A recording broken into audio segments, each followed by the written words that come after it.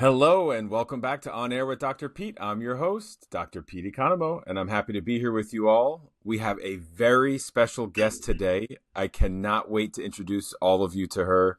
Our amazing guest is coming all the way from Saudi Arabia. We were actually just talking about how time zones are our Achilles heel, so we'll get to that. So Ronnie Laughlin is a former Division I basketball player from North Carolina State University.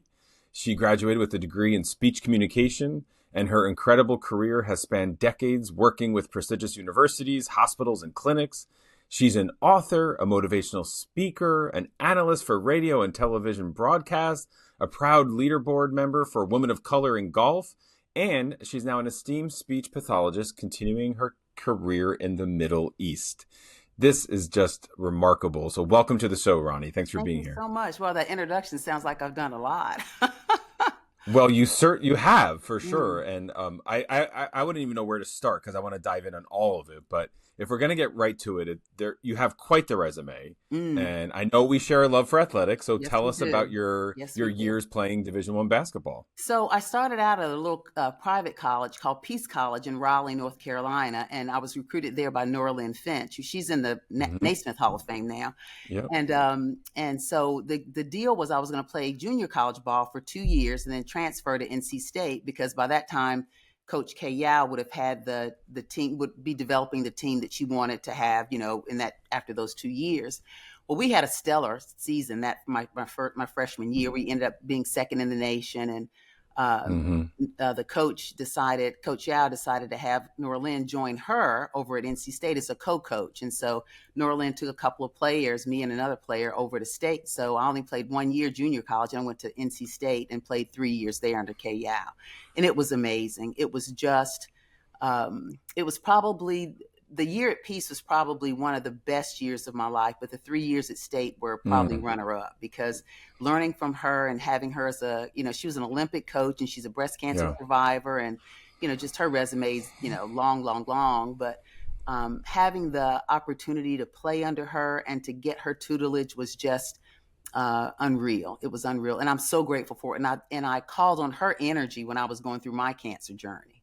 And we'll get to that, but it's life, sport is so transformative, and I love how you just said that. And I've also, been lucky to work with some Naismith coaches, and they really do inspire people. And I wonder, I still can hear it in your voice that it inspires you today. Oh yeah.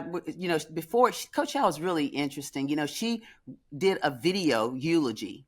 And so we're at her funeral. She's in the coffin, and we're seeing her on a video, and she's talking about, the lessons that she learned. It was, it brought a little bit of levity to it, but we were all just crying and everything. But yeah, she was just ahead of her time with regard to, her coaching strategies and her techniques and the way she motivated her players. And it just rubbed off, as an athlete that, you're as much about your coach as you are about your team and everything else. So you really rub off. A lot of that rubs off, all that, motivation and the positivity and the organization. And then when I went into speech pathology, it just seemed to meld together so nicely. It just went together with my authenticity. It really I bought into that. I love that. And, right now in the United States, we're at this Woman in Sport month, so we're celebrating a lot of that actually next week or this weekend. I don't know. I never know where I am, but soon I'll attend a couple events like that. And I always feel so inspired, especially hearing some of these early stories of how some of these basketball coaches were borrowing T-shirts, and where you were finding basketballs. And I can only imagine, in North Carolina, how that was like that. So, and so one of the things I do as a psychologist is work with people in their transition, especially athletes. So they transition from athlete to a career. How did you know that you wanted to enter the world of speech pathology? I didn't. It was totally by accident. Coach Finch told me to go over to Williams Hall and sign up for communications. And I was a sophomore, young, I was the first person in my family to go to college. And NC State was a huge campus in comparison to Peace College. And so I go over to that hall and I see the longest line. I just go stand in the longest line, and I signed up for all these classes. And about, I guess probably like 6 or 8 weeks, we were on a trip. But we're on a trip. That was back in the day where we drove in vans. We didn't have buses. We had vans. We were going on a road trip. And Norlin said, Ronnie, how are your classes going? I said, Coach Finch, I am loving speech pathology. She said, speech pathology? I thought you were going for media relations or something. I said, no. I really like speech pathology. So I got in it totally by accident, and it was a perfect fit for me, a perfect fit. I love the Yeah. science. I love helping people. And I'm one of Yeah. those crazy people that really loves their job. I mean, there's not a day that is a bad day Mm. for me. Even with the screaming autistic child, it's not a bad day for me. It's just not. We're going to get into that because also you're in another part of the world, as I said, in Saudi Hmm. Arabia doing this. And so that's going to be really interesting to think about. And I love that you said you didn't know you wanted to get into speech pathology because a lot of, working in college sports, how does any 18-year-old going to know what they want to do for the rest of their life? They don't. They don't. I just listened to a No. podcast the other day from Shakar Vedantan, and he was talking to this guy, I can't Yeah. remember his name, about how college kids go into college with an idea about a degree because the parents have kind of force fed it to them. They That's get right. these ideas, and you'd be good at this, and then they aren't. So Yeah. my Yeah. parents didn't do that. I was, like I said, the first person to go to college, and I liked Mm. speech pathology. I really, really liked it, and I did well on the courses, so it made it Nice. easy. It made it easy. So you said you like helping people and all that. So Mhm. what else would you describe as the most rewarding aspect of your career? Um, I get to see a child go from, or a child, even adult, or anyone with any kind of communication disorder, go from Hmm. having a disorder to having some intervention and remediating that disorder to the point where they are more communicative, more Yeah. communicative, and more effectively communicative in different environments, whether it's with their parents or at school, or I work with some stutterers, and it's Hmm. always good when they can get up in front of a school assembly and do a Hmm. speech. That's Oh yeah. amazing. So that warms my heart. And then it's amazing when I have little kids who have no speech at all, and they begin to Yeah. develop a vocabulary. So Hmm. that's the part that I like, is that I can get to see the outcomes really quickly, Right. within my profession. I don't have to wait very long. I can see Mhm. an outcome week to week to week with my clients. That's beautiful. Do you also work with psychologists then? I mean, I know sometimes we work with stutterers or sort of from the performance side. I'm just I, curious what I that's like. I've never worked directly with the psychologist. I've gotten some referrals from them, but I haven't worked with Okay. them. So. Well, and that would lead me to my next question because I'm Mhm. very curious, and sort of listeners are, about Saudi Arabia. Sort of Oh, like, how does Ronnie choose to make Saudi Arabia her home? well, Ronnie just steps into things, and Ronnie just kind of falls into stuff, and stuff falls into Ronnie's place.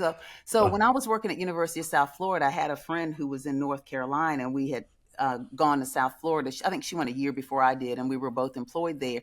And after I got there, she went to Saudi Arabia to help train Middle Hmm. Eastern students, because there was no speech pathology in the kingdom.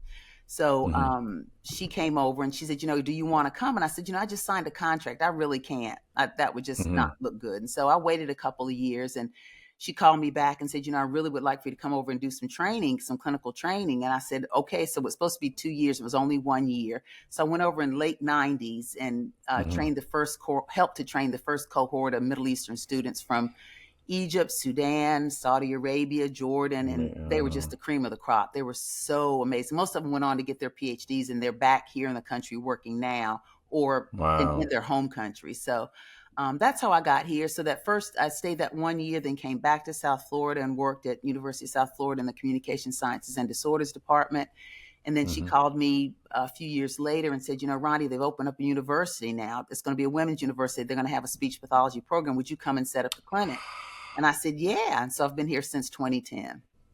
Wow. That's so it's a woman's college. Well, I don't work there now. I worked there from Okay. 2010 to 2014. And then I decided to get a little bit more experience, because the culture here and the population here is very, very diverse with regard to Hmm. communication disorders. You see everything. I mean, Okay. everything. So I really wanted to get a little bit of hospital experience, because I knew that was a whole nother setting. So I moved Hmm. to Riyadh to work at a hospital there for about 3 years. And I came back to Dar al Hekima to do some more training for about 2 years. And so now I'm just a private practitioner. Wow. Okay. I mean, this is And is it all in, like, what languages does I this mean, all it's take all place? English. Now, my Arabic teacher would tell you that Ronnie's not a good Arabic speaker. She can.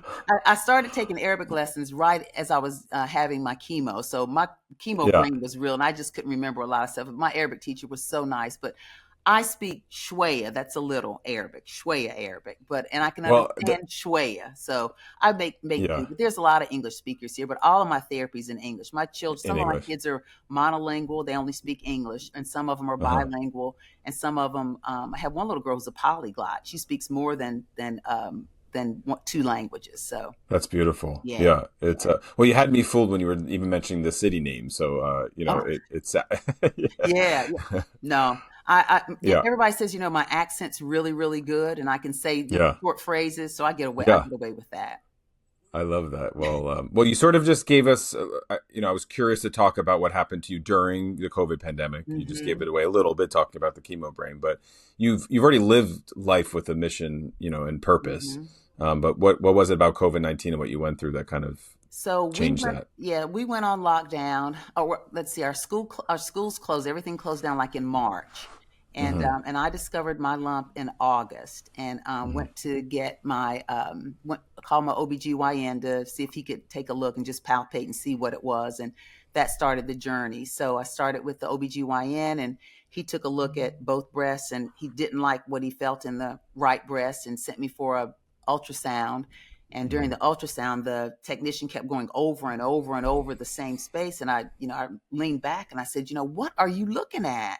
And, Hmm. because I'm curious. They say curiosity killed the cat, and I'll probably die from it, but I want to know, Yep. information. So Hmm. Yep. she kind of hesitated because she's only a technician. They're not supposed to share They're information not that they supposed to. Yeah. see. But she said, turn around. She said, you see this one here? And she was pointing to like a little area that looked like this. She said, this is nice and round. That's a normal. She said, that's just oh God, I can't think of the name of the term right now. But she said, that's normal. She said, but this one right here, she says, I'm trying to get a good picture so that the doctor, when she comes in, she's going to repeat it. But I'm trying Right. to get her good picture because that video is being fed to my doctor's uh, camera at her desk. So she was getting that video live as I was Right. having it done. So she would have an idea when she came in the room. So when the doctor came in, she said she did the left breast real fast, right breast over same area. She said, I don't like this spot. And I said, okay, what do you Hmm. want to do? She says, I want to do a biopsy. And I looked at my watch. I'm so crazy. I looked at my watch. I said, can you do it now? And Yeah. she was like, what? Yeah. Yeah. And she said, well, if you can get approval, Yeah. yeah. And so I stepped out in the hall. I think I had the gown on, or maybe I put a shirt over the gown because there was nobody. There was after close to 6 o'clock, and things usually close down at 6 o'clock here.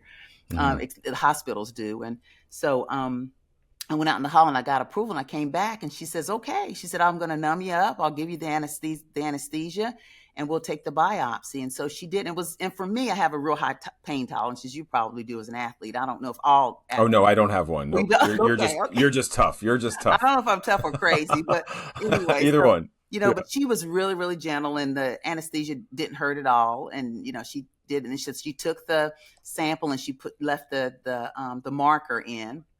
And so she put it in a specimen cup. And Dr. Pete, I Hmm. don't know to this day what possessed me to ask her. And I said, can I get a picture of that?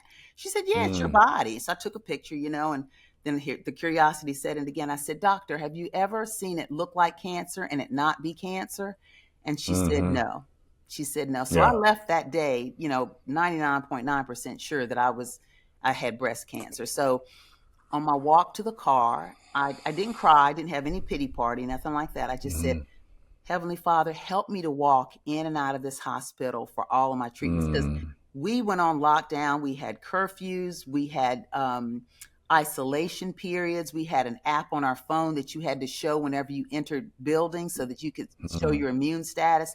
They weren't Hmm. playing over here with COVID. They did not play. Yeah. And I knew at just, having gone through it from March to August, that probably there wouldn't be anyone to help me, to take me to my chemos, and I have to drive myself. So I needed my Mm. own strength.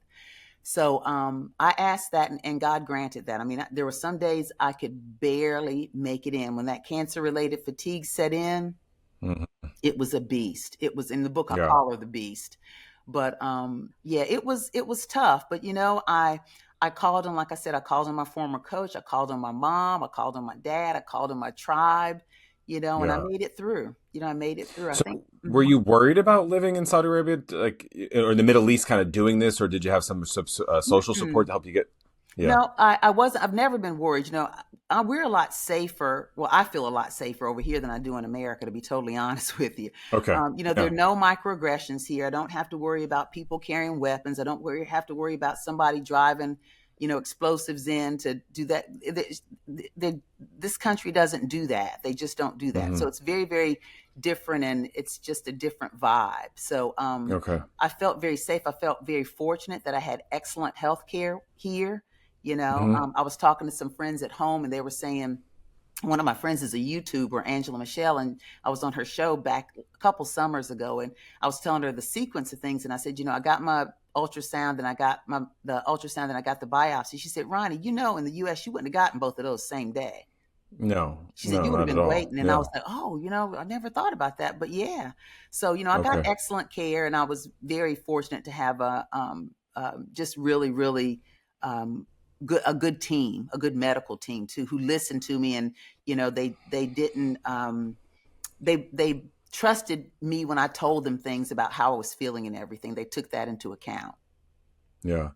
Do you feel like your athlete identity kind of played a role in any of this? Because I know we talk about sort of staying, physically fit, mentally Hmm. fit. So how did Hmm. you prepare your mind and body to overcome cancer? Yeah. So I have always been a person who drank a lot of water, moved Hmm. every day because my mother did.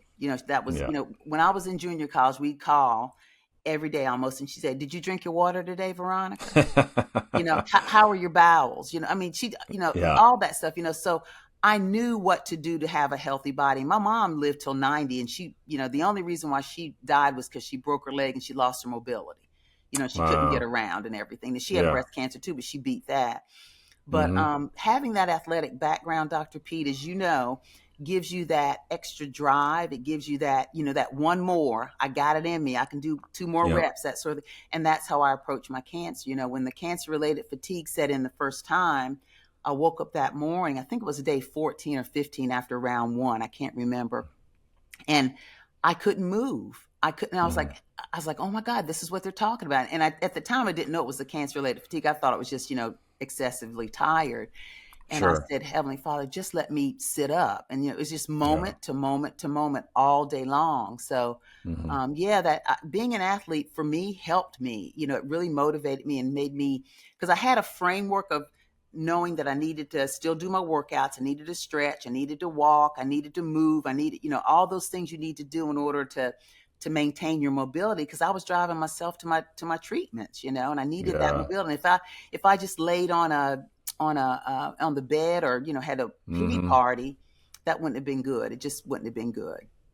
Well, I could tell by your energy that probably it would take a lot for that to happen to Yeah, you. But it's, one of the things I always say is like, you don't know until you're faced with it, that and you are so right. That has never yeah, been a truer statement. Never been a truer yeah. statement. Even the strongest people, like, you just don't know. And so Mm-mm. the impact that it has. And so I think that's this sort of beautiful thing that you put into your very personal and detailed book, titled An Atypical Journey. Mm-hmm. So share with us about that process for you. Yeah. So, um, I don't know. I can't remember when in the sequence I decided to write a book, but I think it was after I started doing a lot of research and asking a lot of questions and finding all this information out about my cancer and about the drugs. And there was one drug that I was allergic to that, the doctor didn't know which one it was, and he decided Hmm. to, cut the one that was the least effective, which was the right one. I was Hmm. just blessed in that way. But I found out so much information, and I started thinking, when you're on lockdown, and you don't Hmm. have anybody hanging around. You have a lot of quiet time. I was still doing my sessions online, but you still had a lot of downtime. Had a lot of Yeah. quiet time, and I started thinking, Ronnie, you're learning a lot about this, and you need to share it with other people, because if other people can know what's coming, maybe it'll quell the fear a little bit, and also kind of outline for them what to anticipate. So that's Yeah. where the thought of the book came from, is just to provide a, I don't want to say a blueprint, because everybody's cancer is going to be different, but Yeah. at least it'll give you a little bit of a way to navigate, and some motivation to get through it and push through it. Well, and that is a blueprint then. I mean, I hear what it's very humble to say that, and Yeah. I get that. What comes to mind to me as you say that is one of my colleagues borrowed from her mom from the South that hope is in the struggle. And Mm-hmm. so it's, and it sounds like that you had a lot of hope, you just Yeah. stayed focused and one rep at a time. I love That's that all. That's because all. that's Moment it. to moment. You have to live in the moment, because if I tried to project, the next day, it would just Yeah. exhaust me thinking about what was going to be, what tomorrow was going to be, Yeah. and I just couldn't. So I just had to live moment to moment. And that was the best thing that I could have ever done, I think. No doubt. And you Mm-hmm. share that a lot of that determination and faith in God is Mm-hmm. you use daily, to fight this battle, Yep. if you will. Yep. So what words of wisdoms would you share with people that might be just facing any battle? Doesn't, even if a listener doesn't have to be cancer, if you're just facing a Mm-hmm. battle, like how would you kind of encourage them through your journey?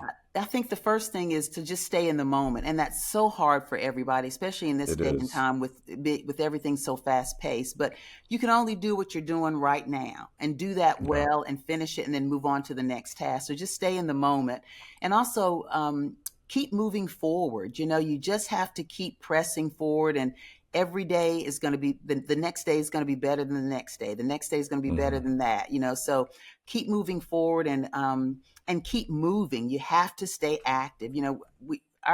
Our society has gotten very, very sedentary with Yes. with COVID, and just the poor diets, all the processed food, and that sort of thing. So another word of wisdom would be to eat healthily, and Hmm. to get a healthy diet, whatever diet's best for you. I have a lot of friends on low carb. I can't do that.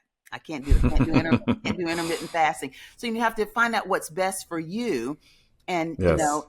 do it and stick with it. Right now I'm more plant-based, and I eat a lot of raw, stuff, Okay. but Hmm. um but I don't do any, chicken. And chicken over here is pretty good because it's what they call halal. So it's killed in a very Hmm. respectful way and everything. And there are not many additives and everything. And our chickens are small compared to y'all's Shira chickens. Shira chickens. But I don't eat them. And I don't eat red meat. Stopped eating red meat a long time ago. But I just do a lot of, not a lot, but some fish, and mostly Hmm. vegetables and stuff. But to eat healthy, I think that's important too. And to start it now, because if you do encounter a health issue, you're going to be ahead of the game from a That's health right. standpoint. If you can, walk by yourself and get yourself out of the bed and that sort of thing. Hmm. So those are Yeah. probably the words of wisdom that come to mind first for me. You and I would be good dinner dates because we almost have the same exact diet actually. So Yeah. we would be able to order a lot and share. I do through the Zen Buddhist work I've done. I Hmm. stopped eating meat about 16 years ago, Oh, wow. and yeah, and so mostly with fish every so often. A few years ago I reintroduced some fish, but Hmm. kind of blending some intuitive eating in that. So Hmm. uh, childhood, Hmm. some of the stuff of faith in the book and, this stuff. I mean, how do you think these sort of childhood stuff prepared you to face these challenges? So my dad was a farmer. He Hmm. grew up in rural, I think Randolph County. I can't remember now, in North Carolina. And he was also in the military, but he was a very, very strict disciplinarian. And my mother was a very, very organized person. It wasn't until I started writing the book that I saw how they jived, because I always thought they were opposite growing up, Hmm. but they Yeah. Yeah. really, really complemented each other nicely. And just seeing how they navigated stuff. We were always on. I'm Catholic, and I went to a private Catholic school for 6 years. And so, Hmm. how regimented Catholics are and how orderly everything is. So our lives were very regimented. We ate dinner every day, 5 o'clock, had breakfast. Mom packed us a good lunch. And, every Sunday we went to school, and I went to church. And so that scheduling, and that regiment of order and sequence of things tied a lot into me setting up my workout plan, me setting up my schedule to Hmm. make sure that I had a 30-minute nap in between, so that when that cancer related fatigue set in, I could I could crash, take a nap, and come back and be Hmm. online, that sort of thing. So, and my mom was a big journaler. She always journaled, Hmm. not in a formal sense, but she was a cosmetologist. So she had an appointment book. And when she died, I got all of her appointment books, and I was just going through them. And she had journaled, she had put in her appointment books, Veronica called and we talked about so-and-so on all the days that I called when I was in college. It was so nice to Wow. do that stuff. So I journaled a lot, and I've always been journaling. I journaled when I was in college and everything too. So that childhood prepared me for the perseverance. My dad was a farmer, so the faith that he had when he put those seeds in the ground that they were going to come up, and we were going to have enough food to share, and also for the family and everything. So all those qualities of my parents I really called on, during the journey.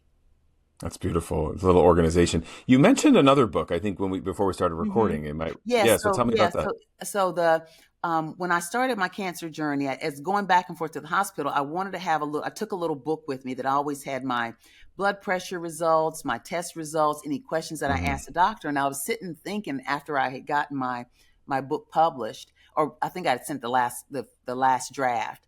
And I thought, I think an appointment notebook would be good for the cancer patient to take to the appointments to keep everything organized. And it's sectioned off in like the order that you go through the sequence, like the OBGYN, the breast surgeon, the oncologist, the breast cancer counselor, getting your port. And then it has all these extra pages in where you can put all your notes and test results and that sort of thing. So it's what you take to each appointment just to keep everything organized in one place. Oh, I love that. And I can see a third book of some of your mom's journals, maybe. That might be on the horizon too. Yeah. I felt a little like I don't know if that would be personal, but that would also be it could be inspirational. Yeah. Yeah. She was amazing. My mom, I cut my wrist when I was I had to be like 9 or 10, I guess. And I came in the house and it was like just spurting, I mean, it was a major, thing. And she looked at it. She said, she put a tourniquet on it first. And she said, okay, we got to go did not bat an eye, Dr. Pete. I mean, just as cool as a cucumber. She never got crazy about stuff. She just never, she didn't do that. And so she said, she put the tourniquet on. She said, go brush your teeth and wash your face. We're going to the hospital. And she was just cool as a cucumber. And that's how, sometimes I get kind of wacky crazy about stuff, but most of the time I'm pretty level and cool. Yeah. I think I got a little bit of that from her. But my dad was fiery though. He was fiery. Well, that's yin and yang, so it balanced each other. I figured before you even said that, I said Dad was the one that would give you that. He was fiery. He was fiery. I have to push that down in me because that can come out easy. Well, once in a while you need that out, and so you're an inspiration. I mean, really, this is such a great story, and thank you for sharing it. And so, where can listeners find your book or anything about you? So my book's on Amazon. You can find it if you go to Amazon and just put in an atypical journey or my appointment notebook. I'm on Instagram. I'm Ronnie Laughlin. On Facebook, I'm Ronnie Laughlin. VRonnieLaughlin.com author. I think that. I'll try and get it straight, and I'll send it to Lee for her to put in the notes. I can't remember all those .coms and all. There's a lot of stuff, yeah. There's a lot of stuff. And then my website is ronnielaughlin.com. You can find all the information about the book and, it's a little bit of excerpts from the book as well. Well, make sure you check that out. And, again, I think it's like whether it's cancer or just any other challenge you have, that an atypical journey can really help empower people. So thank you, Ronnie, so much for being here. I really appreciate it. Thank you so much for having me, Dr. Pete. I really enjoyed it. It's so nice to meet you. It's good to meet you too. So Thank you all for listening. It's our goal always to have these inspirational and engaging stories. If you have any show topics you'd like us to explore, please head on over to officialdrpete.com. Send us your comments. This show is not possible without you all tuning in and listening. So please like, follow, and share at Official Dr. Pete. Thank you again for tuning in today, and you can find us back again next week. And until then, spread a little love, a little kindness, and stay well.